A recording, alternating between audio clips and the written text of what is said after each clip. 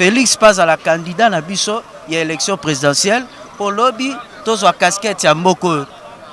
Joseph Kabila a mérité cause la même directeur.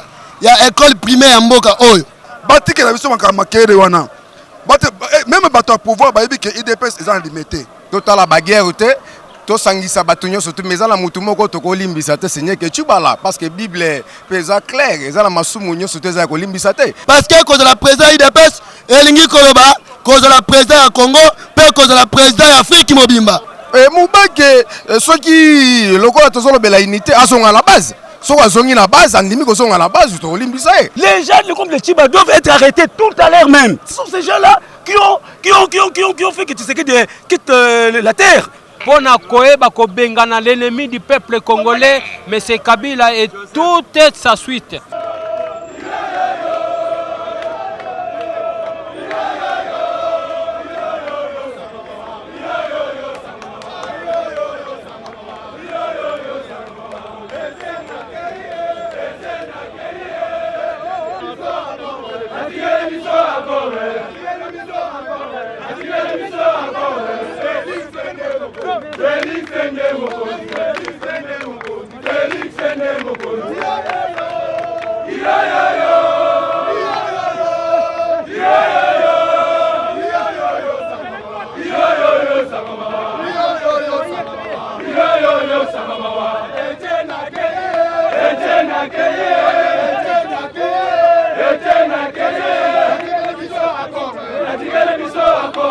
Masolo yakina avec Rebecca Bilendo Pukuta la Sarvadi, Nazala toujours wana pour nous informer bino na maramunyo sobosa la. C'est vrai que hier on était ici, nesika obozomo na biso déjà profil na biso en fait sima na biso ezo la kisabino ezo signaler bino esika toza wana siège ya IDPS na 11e rue.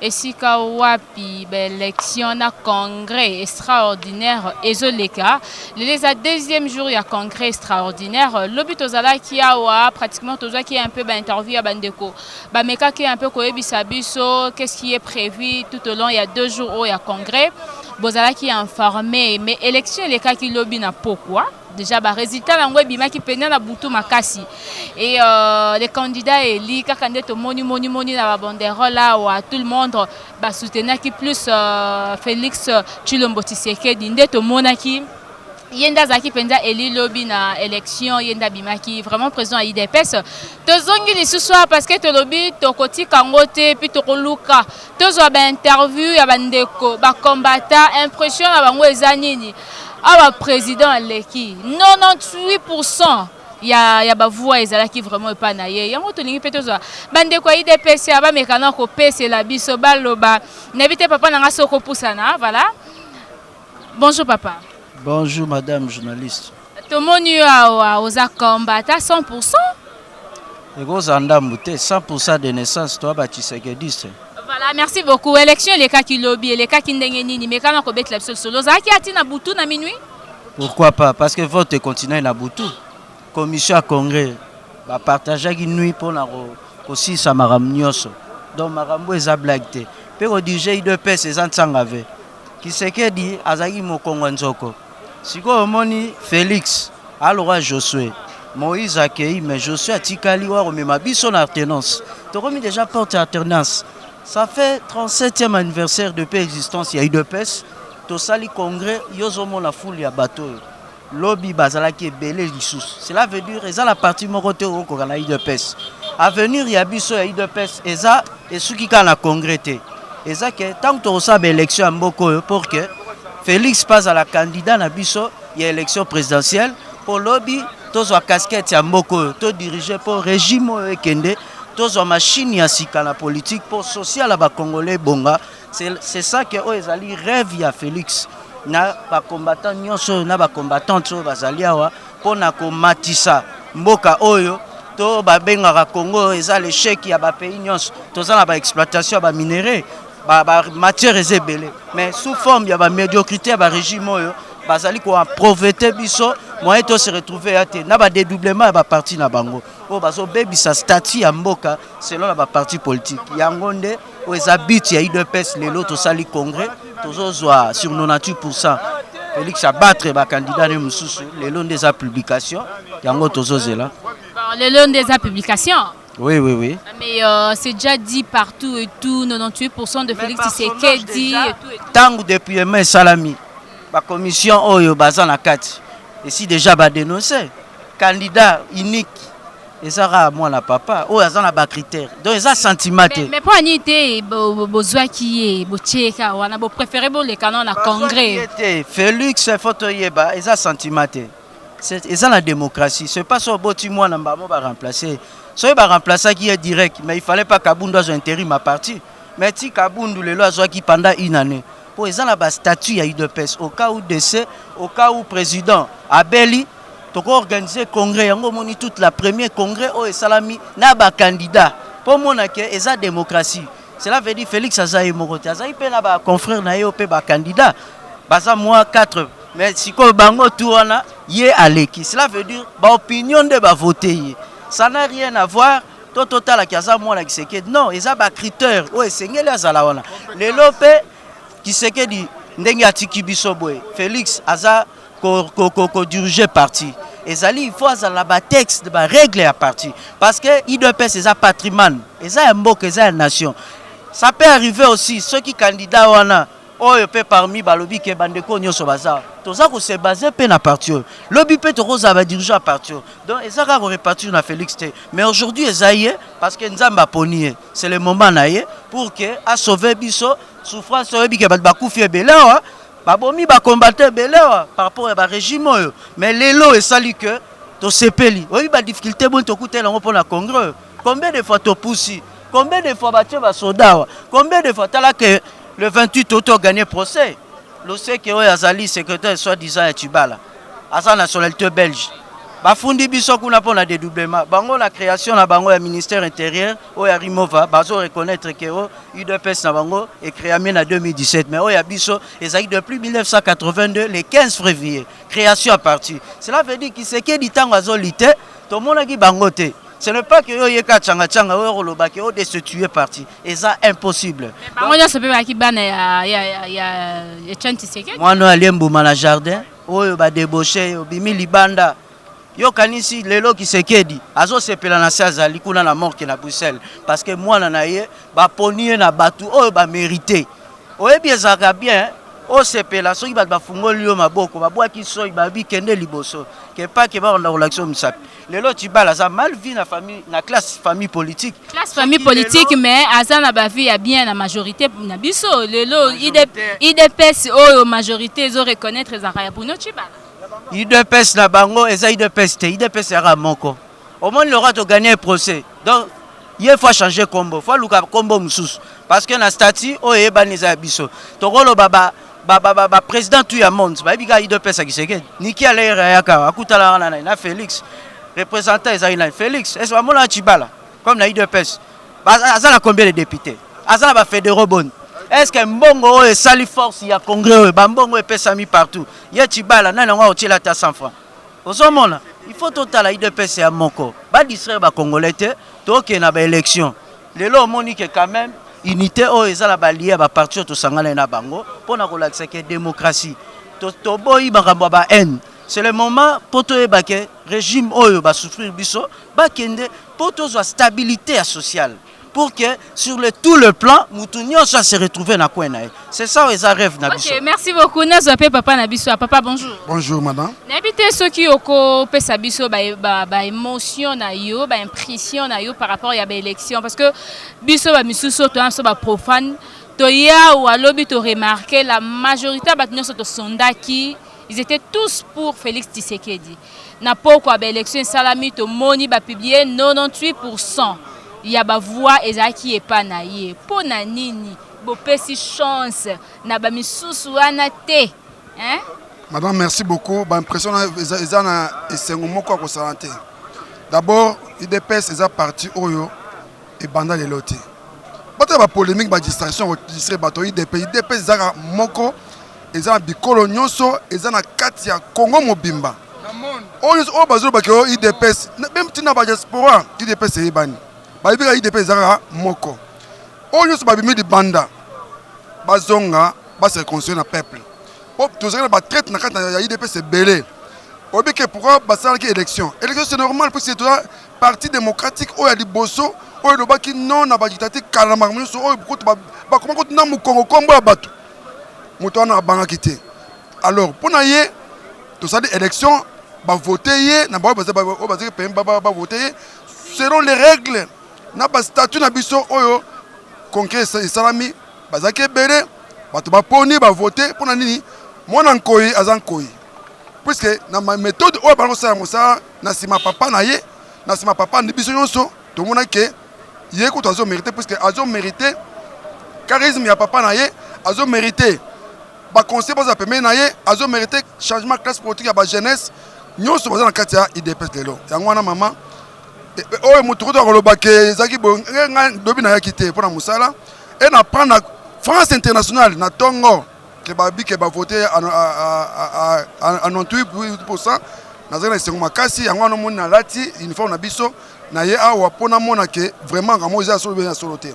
Alors pona ko kamwa ba onyo ba loba koma na oki mo baki na tonga zoroba na oki ba muso zoroba batike na biso maka makere wana bate même bato pouvoir ba yebi que IDPS ils ont limité IDPS ils ont congrès mon entier zorobelango onyo so bakeli banda bazo komona bangote bazo tala comment IDPS point to boy bango to tala kaka élection ezo yawa bango ba muso wana bazana bamboka nini bayi bango wapi bazali vraiment na population te oya biso na popularité makasi o ezali master ba tourner baye batemi ba biso dans transporter ba biso différents peuples mo azo à s'exprimer dans ndenge ya élection et ça mi na Voilà, merci beaucoup. Tu as monopolisé parole te bandeko bazé belé awa bazan a besoin pende ya koloba mingi papa nebité okoko expliquer biso identité à journée de l'eau nini ko sala ma parce que to moni des premiers jours ezaki lobi bo votaki lelo qu'est-ce qui est prévu vraiment dans programme ya lelo eza prévu lelo ezali annonce officielle ya candidature ya président Félix Tshilombo o to votaki lobby massive yo po votaki ah ouais na votaki na motema ya kokita parce que naza la confiance na ye na bikiele monsieur j'ai beaucoup travaillé avec le monsieur et confiance o na pesaka ye na o ye pa pesaka biso yango to zongisela ki lobby to votaki massivement lelo ne ba ko présenter officiellement na bandeko oyo bazala kité parce que il faut na ibisa bino sous élection ekendaki ti na ba 2 heures bandeko mususu balalaki mususu pe bayebite lelo ba présenter officiellement pe ako prêter serment na ye devant ba combattants nyonso to na pouvoir oyo to pesier na confiance oyo biso to pesier mais olingo baksani ni eloko nini penza ezo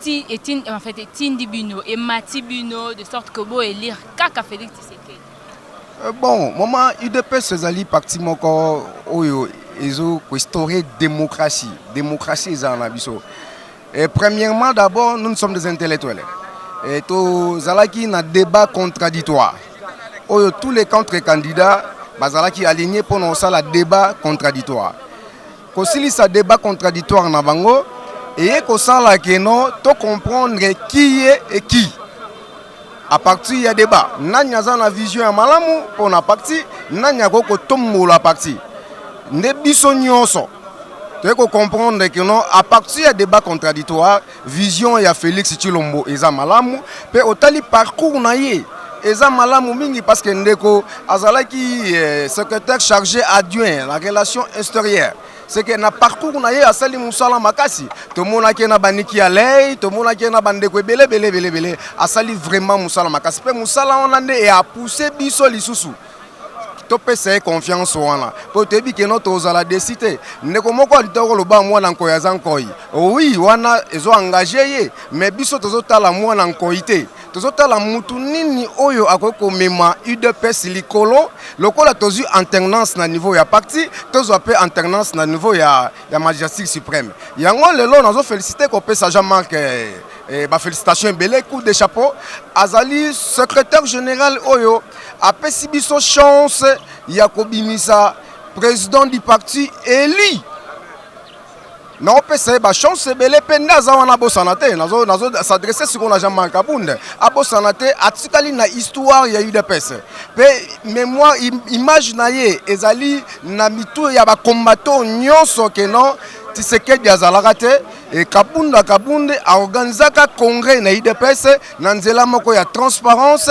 pe to votaka président moko boye Félix Tshisekedi Tshilombo c'est que ba frère on a zo pese pa Kabunda yango wana nazo senga sikoyo bandeko ndeko Félix na bandeko oyo bazalaki comme bakandi oyo abundi na bango bitumba to utiliser unité parce que Tshisekedi azalaki papa ya unité azalaki papa ya batonyo surtout totala baguerre te to sangisa batonyo surtout mais za la mutu moko to ko limbisa te Seigneur que Tshibala parce que Bible pesa clair eza la masumu nyo surtout za ko limbisa te mutu loko wa Tshibala wana lisusu eza unité te parce que Tshibala azalaki mwana ya Tshisekedi Mubake aza mwana ya Tshisekedi tango likamba bo esalami existence ya ba IDPS wana mususu bino ti lelo bo supprimer yango pe bozo ko ignorer yango ça n'existe pas IDPS kaka moko obino bozo bimisa limité awa siko tango président bimi normalement faut bengisa Tshibala a bengisi Mubake parce que bango yenda comme autorité suprême ya IDPS et puis avant de ça bango aluka ndenge ni akoluka unité tango ezo lebla unité wana eza pona ko limbisa Tshibala te ko écarter Mubake entre bino kaka nde unité to il faut pe ko benga bango mama epesinga mwa ko seka muke yango lebiso ke non masumu nyonso eza pardonnable te Tshibala sala nini loba Tshibala sala haute trahison na liwa ya leader charismatique Etienne Tshisekedi wa Mulumba c'est que mutuloko la Tshibala kolimbisa ye ezali biso lisusu to trahir le peuple congolais yango lengi na loba boyi na ebite soki ozalaki na débat contradictoire on a tout parlé et bandeko oyo bandeko sala débat balobi makambu nyonso tozana la posa unité to sala armisi ezala ba misuso to ko limbisa te na ba misuso to ko limbisa lelo yo bozo le belarmisi na niveau ya gouvernement et na niveau ya corps ya gente César bazo le bani ezala ba misuso ba ko limbisa la ba misuso ba ko limbisa te parce que ça misuso ba créer ba ça ba violer tout comme ça là ça nous engage pas et loko mutozo ibsanga Tshibala avec les 500 la bango wala 500 la bango et 5 bango ba que nos sala ba parti politique la bango ba tika IDPS limité calme na minute madame eza monde entier ba yebi que non IDPS se vendre na limité IDPS ezali oyo secrétaire Kabundi Jamal Kabunda bando gérer à part IDPS oyo Jamal Kabunda bando gérer ils ont la IDPS mususu te mais quand tu me parles de Tshibala moi ça m'étonne et Mubake alors Mubake ceux qui lokola tozolo bela unité azonga la base so azongi na base andimi ko zonga na base to limbisa et to seni bandengo mususu souvenez-vous de maître Mukendi parce que quand je parle je suis mieux placé à vous expliquer to zaka la congrès moko bo salamaka congrès rigini na congrès limité là tu sais que diazan na Bruxelles malade bandeko bakenda basala congrès rigini tango biso to ko sala congrès na 3e mairie avec Etienne Tshisekedi wa Mulumba Tshisekedi asengaka mutu tout oyo asalaki haute trahison azonga la base soko zongi la base soki Mubake andimi ozonga la base ngai na komi cadre likolo na ye problème eza problème te azongi na idéologie na ngai parce que avant Tshisekedi akufa nga na solo na Mubake 24 fois na solo na Tshibala 15 fois na yebisaki bango ka eloko moko ke no tozala uni po to sauver image ya président mais bango na parti Nazali cordon ya force du progrès, Nazali cordon ya force du progrès, Nazali chargé de mission dans celui industriel.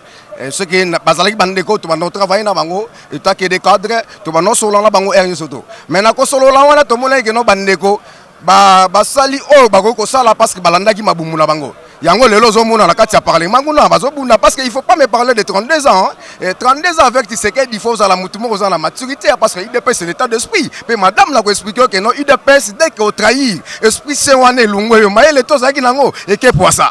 Voilà, c'est l'ambiance ici et les combattants ont dit le long des fêtes, le long des papas fête elingeloba bisengo ezandi bakoto ya IDPS bisengo c'est-à-dire Fachi, Félix, Antoine, Tshilombo Tshisekedi, président élu, il y a UDPS, et président élu, il y a République démocratique du Congo, avec 98%, tu as confirmé la élection. Na élection, Bokomona, élection au sein de la CENI, Bokomona n'est Fachi, a démontré dans le monde que a mérité cause de la présidence UDPS. Parce que cause de la présidence UDPS, Elingi Koloba, cause la président du Congo, puis cause la président d'Afrique mobimba. Wana yom de lobby, lengi oboza président Congo ne pendant minute au Congo dans la maboka Joseph Kabila. Oyebi mama, tikana lobela ba oyo bazola na ngai bandeko na ngai. Joseph Kabila azo mérité te cause la même directeur ya école primaire mboka oyo. Na niveau na qualité aza na niveau te aza pe ba qualité te ya kozala président mboka oyo. Nani azo mérité ka ça président mboka. Oui, moto mérité qui koleke bato nyonso. C'est Salomon d'Afrique. Les bâtons de Moïse. Et Tshisekedi wa Mulumba. Lelo lokola papa zate. Lelo yo toza ba descendant na ye, ba collaborateur na ye, ba imitateur na ye. Donc ba élève au Tshisekedi formaki. Nga naza 4e génération na classe politique ya Tshisekedi. Félix Tshisekedi aza la 2e génération ya école ya Tshisekedi. Donc il y a zo mérité azala wana. Azala comme remplaçant ya Tshisekedi wa Mulumba. Vous assurez avec beaucoup de sensibilisation ceux qui l'élection salami na décembre awa. Beaucoup zouane fiskata 51% ya ba voix ya ba congolais. Oui. Na koye bisayo boy. IDPS aza mama, IDPS aza papa, IDPS aza yaya ba parti nyonso ya République démocratique du Congo. Na PPRD. Mama pe papa pe yaya ba parti nyonso. Eza la carte ya République démocratique du Congo, pas seulement Congo mais Afrique mobimba. Et eloko touti kosala oyo tosali oyo congrès oyo partout dans le monde entier et ça les maté tout ne va koye bisayo même ba parti ba démocrate na États-Unis d'Amérique même ba républicain batikala kosala yango te. Pourquoi? Parce que Tshisekedi azalaki enseignant la démocratie dans le monde entier. Et zangaite et Martin Kobler l'ancien secrétaire général ya ONU en Congo ceux qui tembezali tout na Jean-Marie Kassamba na émission à cela qui na 2010 à cela qui le 16 août na 2010 à cela qui na Martin Kobler a yebisa keboy attention monsieur Jean-Marie Kassamba, ne jouez pas avec cet homme car toute la communauté internationale a des zèbres sur lui. À lui il est la démocratie exacte, la politique exacte. Merci maman Lobeze belé mais surtout ticket le micro aussi lisa tandis que bande comme Sousawa papa Nabiso bonjour. Bonjour. Tango bozoe bisaka biso tango nyoso ko congrès eza congrès extraordinaire etika la kozala te. Et là on est spécial au bino en fait bo bimisi et là quoi sika o bo bimisi ya na Congo o esali ke bo benga ngo extraordinaire et petit kala ozala te na Afrique mobile. Bon, ya mbona kopesa yo merci mingi na motuna otuni ngai. Oko permettre ngai na mera ko sala mwani ni moko muke. Komoni vérité etikala kaka vérité. Mboka oyo ba politicien lokuta baza mingi, ba politicien miyibi ba mingi. Bato lokola natangi entre autres monsieur Chibala. Vraiment ezali pasi na mawa komona lokola bato lokola ba Chibala ba nani o ba mubake ba ko trahir parti lokola UDPS. Eza kobele moko ne bato lo bango lobby eza maison mère. Maison mère utika kaka maison mère. Ba Chibala monsieur Chibala asali parti moko UDPS ya mbangu tout ça dans le but il y a créer un broglio, il y a avec la complicité de la mouvance présidentielle pour neutraliser Etienne Tshisekedi, pour neutraliser la famille de l'UDPS. Et quand moi singa que mutokola ba Chibala ba loseke ba que nous avons président intérimaire. Ça c'est de la tricherie pire et simple. Na ko senga na ministre intérieur, il chargé intérieur, mais c'est Henri Movasakeni à mettre fin à un broglio inutile. Les partis politiques roi IDPS, ils ont obéi mon corps. Attends que attends mon amouké, et puis patron IDPS, ils ont qu'à Tshisekedi wa Mulumba. Particularité zalinini. Dans mon papa Tshisekedi a l'inko kufa. Atala ki katina bango. À mon avis, il y a beaucoup de traîtres. Avec Osulabiso, Kabund, Akabund, Lelo, secrétaire général Kabund, Akabund, Abundi, Amemi Biso, Titi dans le congrès. C'est déjà extraordinaire. C'est ça l'extraordinaire, c'est ça la particularité de ces congrès. Et là, mais il est extraordinaire du fait que tu es comme on a Babundi d'une façon démocratique. Félix Tshisekedi, Chilombo, Antoine, Abundi, à niveau extérieur, à celle litnae, Lelo litnae et Fouti. Chibala, Moubake, IDPS na bango ezali wapi di na kosenga na sensa batika ba imbroglio ezangatina. Il y a un seul IDPS qui est l'IDPS de Tshisekedi. Il n'y a pas d'autre IDPS. Nous avons qu'un seul IDPS. Ce sont des imbroglios inutiles. Mais ce Kabila doit arrêter ces gens-là avant que lui-même parte. Parce que ce sont des gens-là qui créent des imbroglios. C'est sans parti politique. Mais non! À quoi arrêter? On est monté que Robi, mais c'est Kabila, il faut arrêter Batouana. Yemorona nous coûte à préférer Koutunde à soutenir Bango pour Binobo Kundama. Sinon, Binobo Rochai Pandil. Mais si vous soutenir Bango, tout à l'heure, notre petit moto de Bahawa. Parce que IDPS a reconnu la majorité. Écoutez, si le président de la République autorise ça, moi, à mon niveau, c'est lui qui est à la base des blocages. Ils sont en train de créer des histoires inutiles. Nous avons qu'un seul IDPS. Les gens comme les Chiba doivent être arrêtés tout à l'heure même. Ce sont ces gens-là qui ont fait que Tshisekedi quitte la terre. Comment Tshisekedi n'est pas encore enterré? Chiba va se précipiter à créer son parti politique et l'UDPS. Il va nous accuser là-bas au parquet. Aujourd'hui, la vérité est là. La vérité est là. Vous savez, monsieur, madame, mademoiselle plutôt, je ne sais pas si vous êtes madame. Moi, j'ai fait le déplacement de Makala jusqu'ici. On a fait du transport Nanga Moko. Mais quand le PPRD veut faire la campagne comme ça, ils vont trésor dans les trésors publics. Parce que pour le Rossa, tout le monde a combattu Bayao. Il a la volonté de la Bango Moko. C'est la particularité de ces congrès.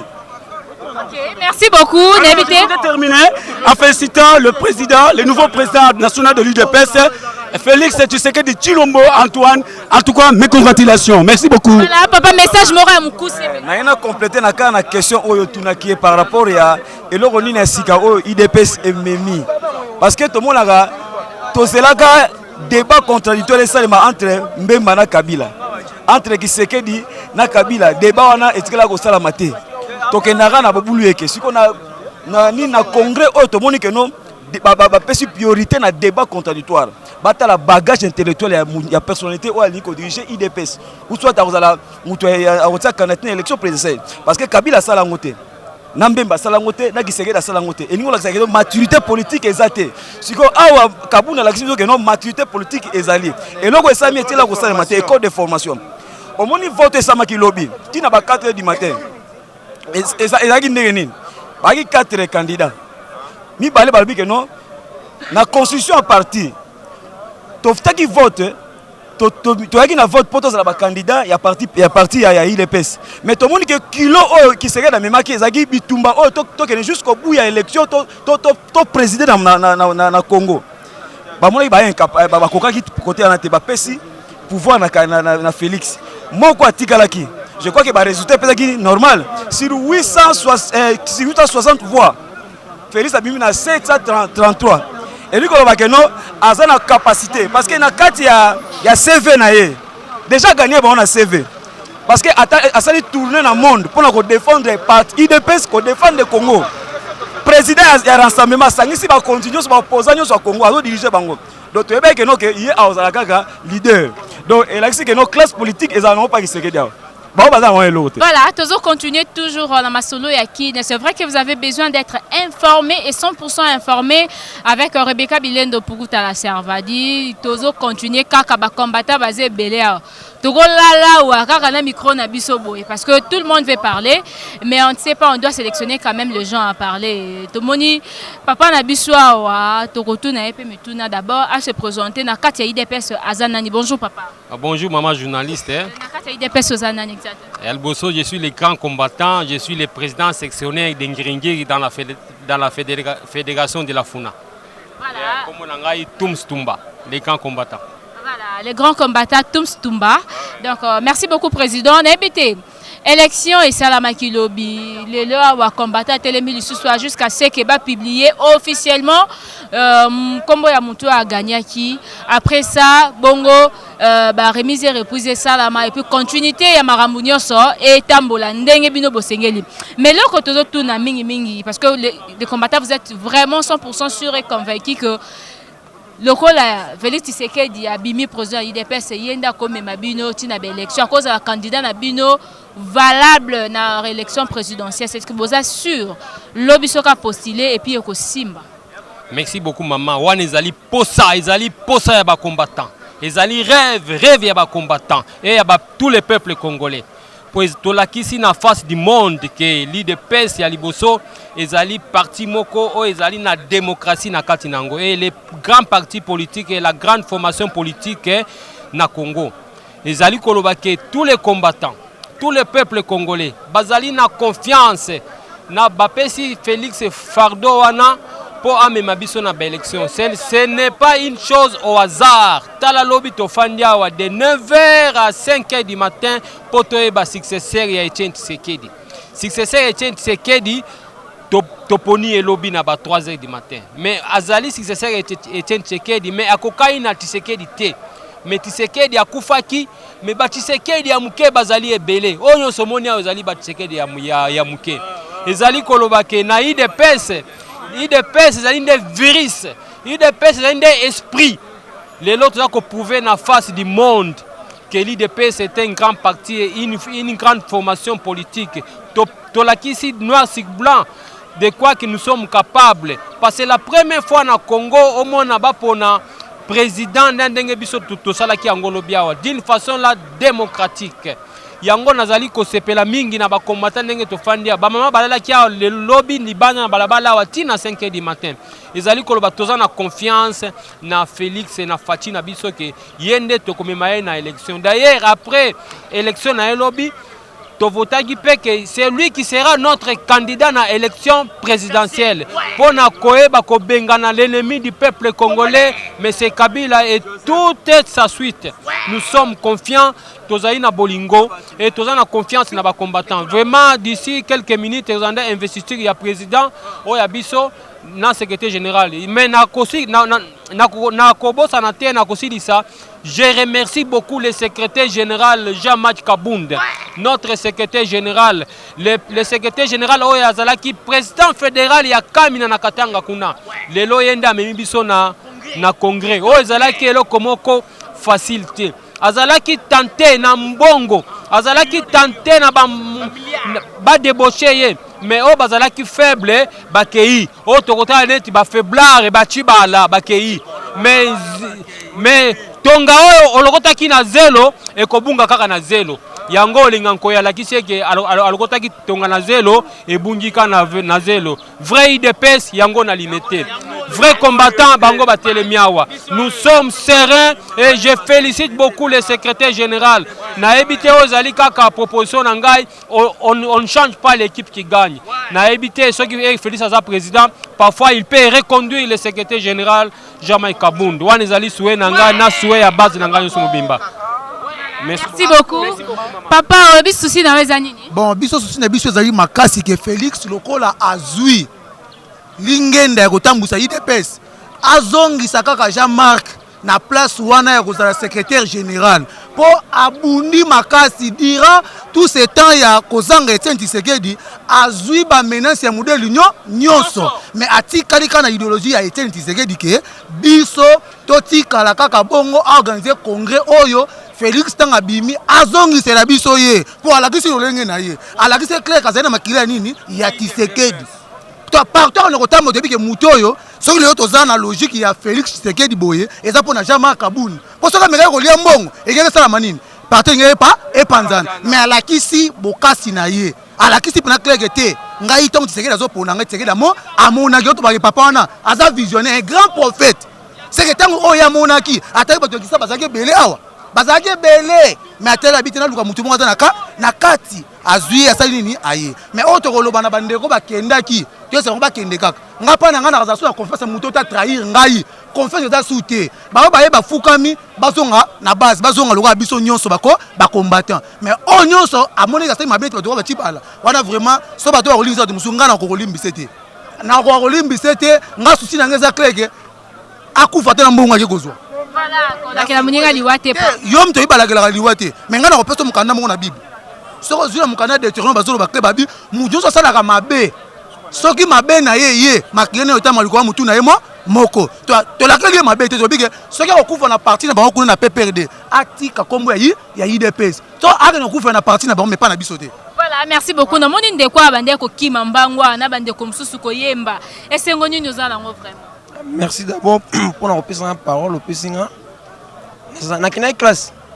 lobby na joie tenté pour na participer na Kimi na Kimi justement na kenai cours mais le autre dans cours moko c'est-à-dire tant 12 et bété na bino na combattant na makila mona Etienne Tshisekedi wa Mulumba wa tikela biso faut na participer na meilleur congrès extraordinaire Jean Kabunda a auto-organisé. En tout cas, personnellement, je remercie tout d'abord, premièrement, secrétaire général de l'IDPS.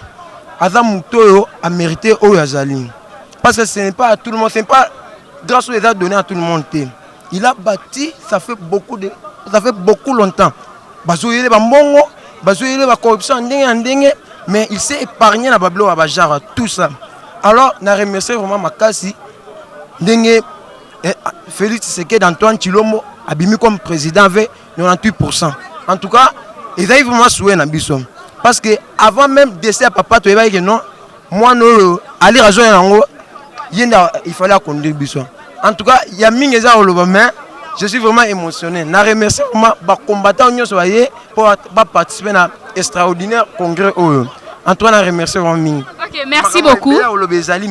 Prochainement, toujours comprendre que Bamamboise belé, ce de landa batunyo soit et risquer émission penza et kende moulai sinote bandeko bazolanda biso na ebité hein aran sino toyo ki penza bandeko balobi e belé makasi bandeko balobi e belé bandeko balandaka info 16 chaîne na bino bolingaka mingi. Je crois que vous s'abonnez déjà parce que bamasolo to baki tokoluka to informer bino na ba source nyonso eza possible to monia wa ba combattant balobi ba témoigner et tout leleza eza mokolo ya mibale ya congrès. Qu'est-ce qui est prévu? Leleza aux allées sorties officielles, il y a candidat wa le kakilobi Félix Tshisekedi après avoir publié officiellement la mission ya combattant nyonso batelemi awa nde sika wa pipenza ba ko investir ye remise reprise pe ko salama.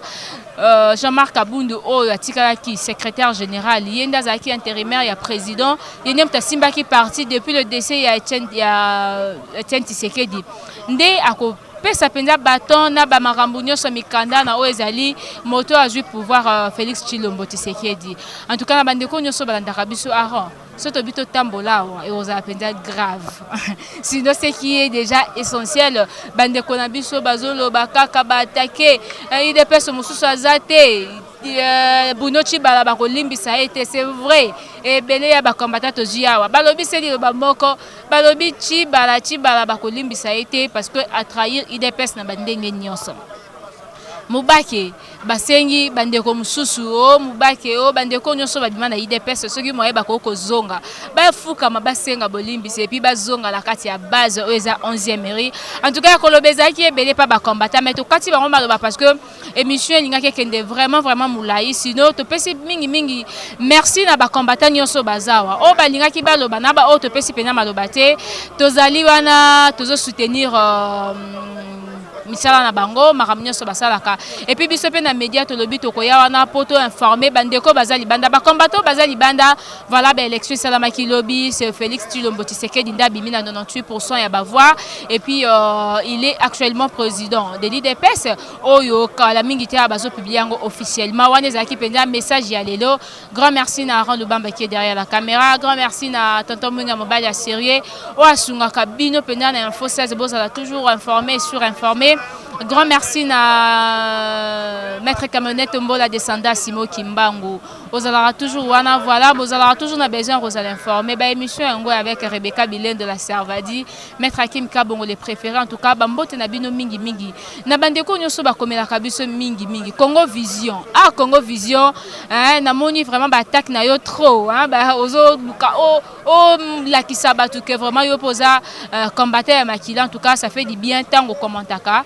Mais ba commentaire peut bien ça le rappelle bien papa Marcel Bikolokolo na bandeko nyonso bandeko nyonso balandaka biso en tout cas to pesi bino ba mbote belé puis félicitations na Félix Tshilombo Tshisekedi na ezali élection hier a gagné et félicitations na bandeko nyonso ba votaki. Merci beaucoup, à plus.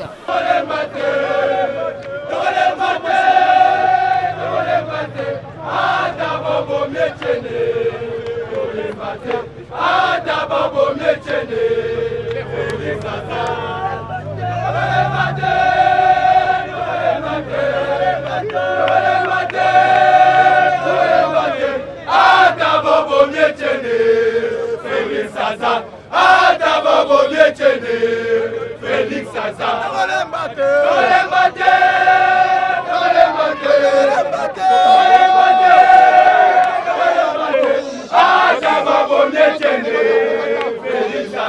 Aja babomye chende